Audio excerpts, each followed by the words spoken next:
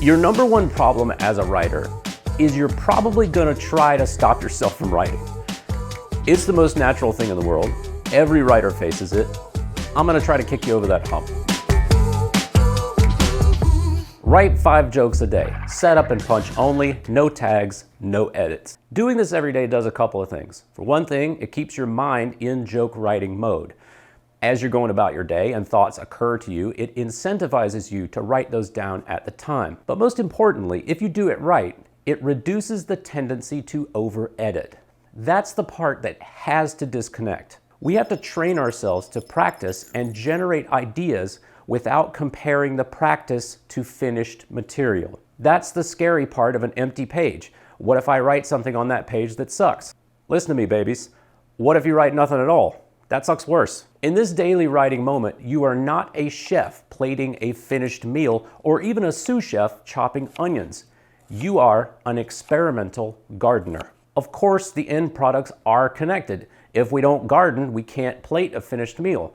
But there's a lot of time and work in between that has to be respected. What do you think will happen if you compare your experimental gardening to a professional chef's finished work? You're gonna feel inadequate for no reason, and I won't have it. Written jokes that need work are infinitely better than a joke you didn't write because you criticized yourself into a standstill. Your jokes should be a setup and a punch.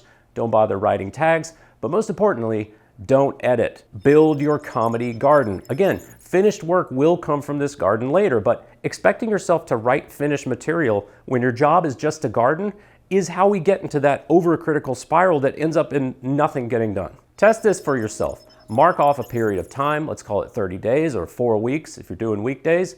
Build that garden. Write 5 jokes every day. Do not edit them. In fact, don't even look back over them. At the end of the period, take a few days, maybe a week or so, and then look back over what you wrote. Here's what I think you'll find. First of all, you have forgotten some of the stuff you wrote. Secondly, I think you'll find that some of it has potential.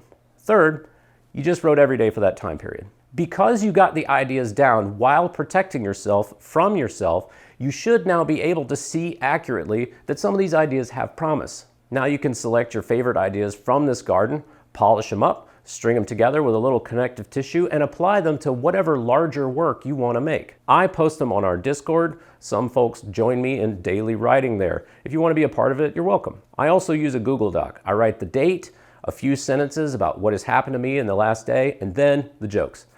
You can do this by hand, by typewriter, pressed into a clay tablet with a stylus, up to you. Now, mind you, you don't have to do this every day forever. If you feel like you need a break, take it. When I have a lot of work to do and I'm feeling strung out, the daily jokes often take a pause. But by being part of a community who also do this, I see friends continuing their practice, and before long I start up again. So come on, write those jokes, build that garden. Don't be too critical of your work when it's not time to be critical. Now, when you're doing a million rewrites of something that is meant to be finished material, then you can drive yourself insane. But at least you'll have some ideas to start with. Hey, thanks for watching. If you enjoyed this, like and subscribe, and maybe jump on the Patreon if you want to help me make more. And if you want to talk about comedy writing with people who are trying to do it in a constructive way, we also have a Discord channel.